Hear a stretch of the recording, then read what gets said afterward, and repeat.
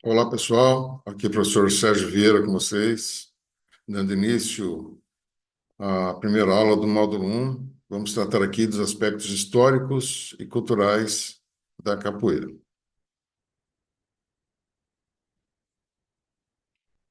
As origens da capoeira ainda são uma grande incógnita. Antropólogos, geógrafos, historiadores e demais pesquisadores não são unânimes sobre as origens da capoeira. Não há registro original de sua presença em outros países e tudo tende a ser uma criação nacional fruto do encontro de matrizes culturais aqui no Brasil, nomeadamente as matrizes tupi, africana e a lusitana. Muitos dizem que a capoeira é africana, né? Mas em nenhum país da África foi encontrada qualquer referência sobre a capoeira, da maneira como nós a concebemos aqui, entendeu? E ela é um produto multicultural. É necessário nós entendermos isso. E esse produto multicultural, ele tem origem no Brasil, tá claro? E daqui se espalhou para mais de 130 países. O nome é Tupi. Capoeira significa mato, né? Mato que cresceu depois que uma localidade foi devastada, né? Então, faz lá uma roça, abandona-se essa roça e aí cresce um mato ralo, né? Abandonado, e isso é o que se chama de capoeira, tá? Os nomes dos movimentos e suas cantigas são em língua portuguesa, são em língua portuguesa. Então, toda essa cultura portuguesa vem para a capoeira. O nome dos movimentos, né? Ah, uma certa referência à religiosidade católica, né? Então, você tem lá, Santo Antônio é protetor da barquinha de Noé, né? Uma coisa bastante anacrônica, né? Santo Antônio é protetor da barquinha de Noé. E é necessário entender o que significa essas cantigas, né? Essas estrofes, esses versos. O mundo de Deus é grande, entra numa mão fechada. Então, a hora que nós vamos verificar aí essa cultura, né, religiosa portuguesa, ela está muito presente na capoeira. Não que a capoeira seja religião, é importante destacar isso. Ela não é uma religião, mas aí as pessoas que compõem as cantigas têm suas próprias religiosidades e trazem isso para o cotidiano, entendeu? Os seus ritmos são de origem africana, mas é interessante destacar que o berimbau e o atabaque nunca se encontraram na África, porque eles eram de culturas inimigas, né? Jeje e Nagô, né? E foram se encontrar aqui no Brasil, é claro. Então, ela é uma grande incógnita. Isso significa que ela não traz as respostas, que para nós da área acadêmica é muito interessante, porque ela é aberta a várias possibilidades de pesquisas. No Brasil colonial, surgiram legislações contra a capoeira, mas na realidade eram contra a liberdade dos escravos, né? É algo até muito pitoresco, porque os escravos tinham uma certa liberdade. E como eles tinham uma certa liberdade, isso era incompatível, né, com o status de escravo, se é que nós podemos chamar de status, né?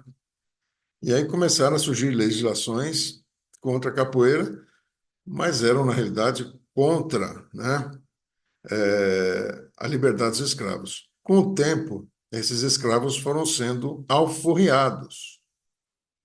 foram sendo alforreados, foram sendo libertos. E aí sim começaram a surgir legislações contra a capoeira, tá claro?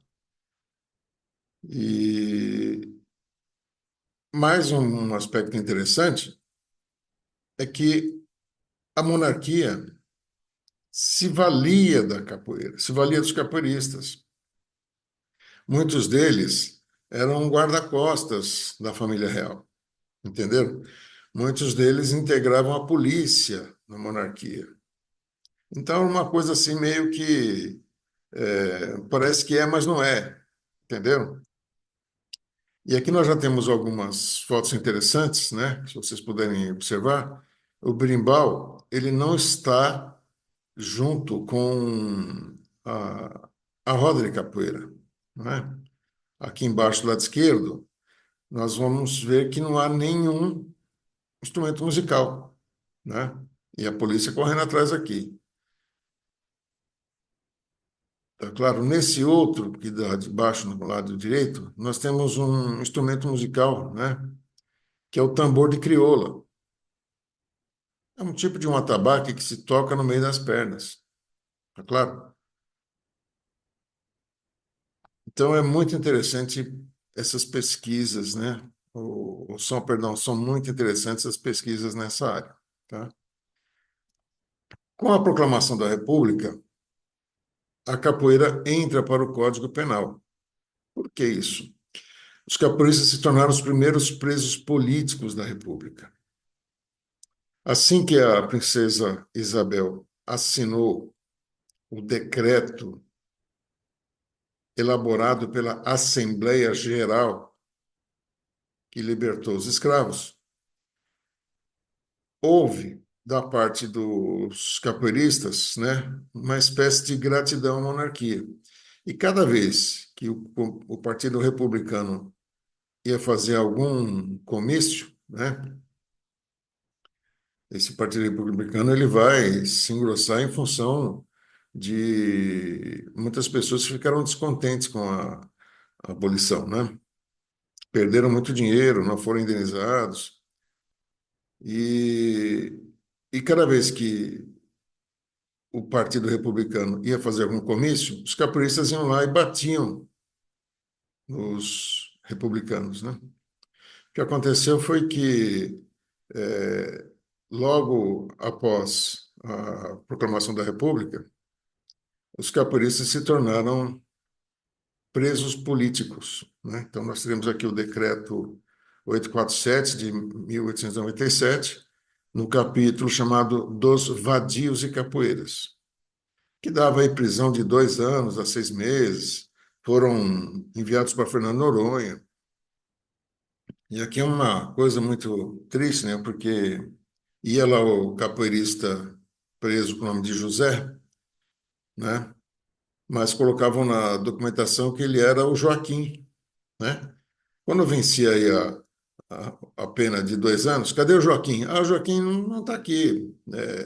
Fugiu, os tubarões comeram, e o José continuava preso lá, entendeu?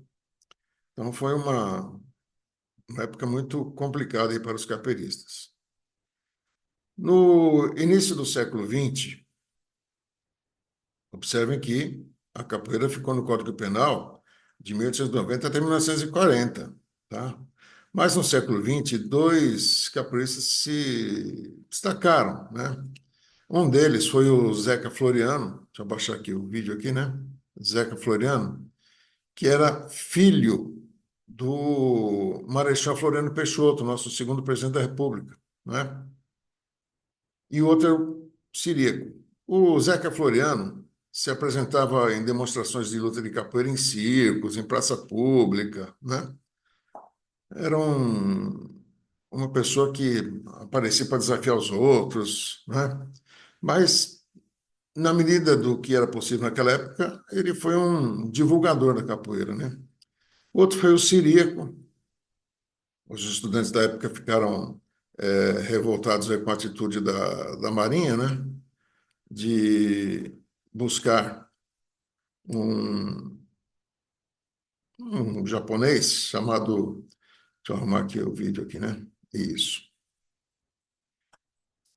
um japonês chamado Sada Miyako. Historicamente, nos documentos está Sada Miyako, mas eu acredito que seja Sadao Miyako, né? Que foi introdutor do jiu-jitsu e do judô no Brasil. E os estudantes na época ficaram revoltados com isso, né? Valorização do que era brasileiro, né? Aquela coisa toda, e organizaram uma luta entre o Siríaco e o, o Sada Miyako, né? Essa luta demorou 2 segundos e o Siríaco deu um rabo de arraia nele e o japonês caiu desmaiado, né? Os estudantes ficaram alvoroçados, né? Aquela coisa toda. Mas o que acontecia é que a capoeira estava no Código Penal. Então, qualquer situação que fosse usado o nome da capoeira era uma contravenção, entendeu? Então era necessário um nome diferente. Na construção do Estado Nacional Brasileiro, então, tem a República, né? Chegaram lá os positivistas, e aí os positivistas tinham é, 3 propostas para o Estado Nacional. Primeiro, os conservadores, que eles queriam importar um método nacional de educação intelectual, moral e física da Europa, né? A ginástica francesa, a ginástica alemã, não colocar todo mundo para falar francês, todo mundo usando roupinha de babado, né? Aí vai ficar tudo beleza, né? Tinha os nacionalistas que desejaram criar um método nacional de educação intelectual, moral e física. Mas apareceram os vanguardistas. Eles entendiam que não havia a necessidade de importar e nem de criar, mas sim de higienizar a população e melhorar a etnia, né? Em função disto, surgiram os movimentos higienista e eugenista. E aí, em virtude de tal situação, a capoeira se transformou no esporte, o samba foi regrado com desfiles de escolas de samba, a congada se transformou numa bandinha, e tudo isso é resultado de um processo de desafricanização que ocorreu na cultura brasileira. Tá claro? Passamos então a ter os eixos organizacionais da capoeira, né? Que no passado era denominado por vadiagem, brincadeira, luta brasileira, etc., né? E em seu processo de desenvolvimento surgiram espontaneamente 3 eixos organizacionais. Um é chamado Capoeira Angola, que começa embrionariamente a se desenvolver no entendimento de que a capoeira tinha vindo de Angola, mas isso foi um grande equívoco, né? Mesmo assim, o nome Capoeira Angola se mantém até hoje, né, por tradição. Começa lá por volta de 1920 e vai se organizar aí por volta de 1966, 1968, tá? O segundo é a capoeira desportiva, que vai ser codificada em 1928 por Aníbal Burla Marques, Zuma, e vem com o nome de ginástica brasileira ou luta brasileira. Foi a primeira codificação desportiva.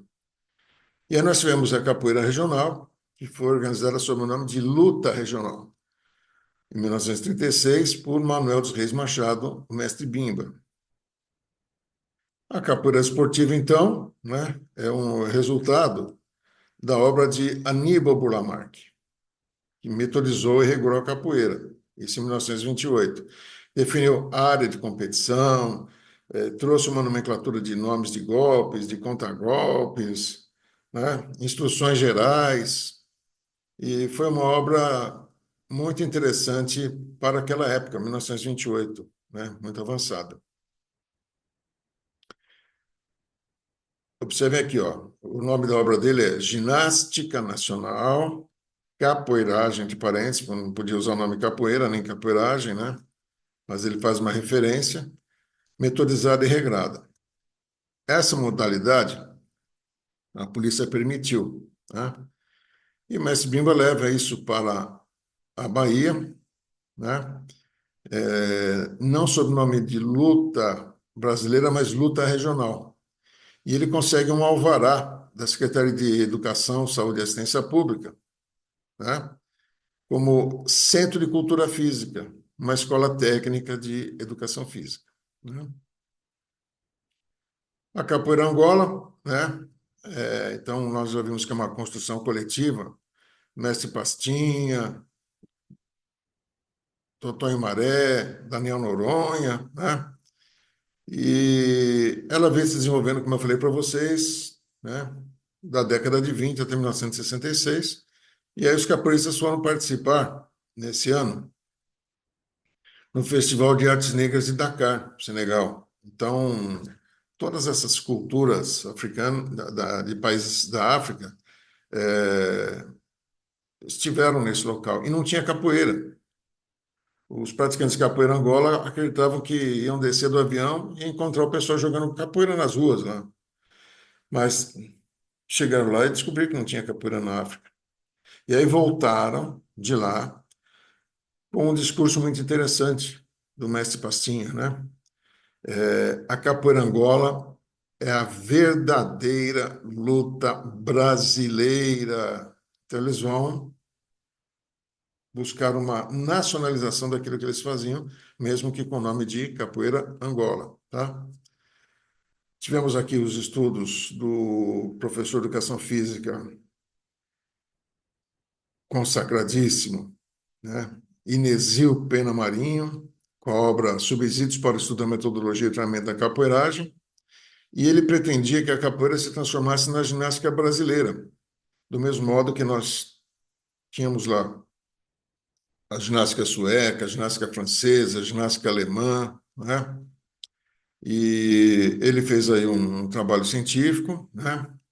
Conseguiu o primeiro lugar no concurso de monografias do Ministério da Educação e Saúde, e a partir disso é que ele vai fazer esse anteprojeto para que a capoeira se transformasse na ginástica brasileira, né?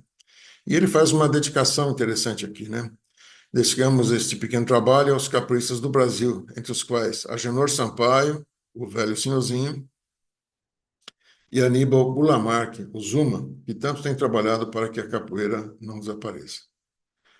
Muito bem, gente, encerramos aqui nosso primeiro encontro, da aula 1, do módulo 1, o referencial bibliográfico aqui, e estarei à inteira disposição de vocês. Até breve.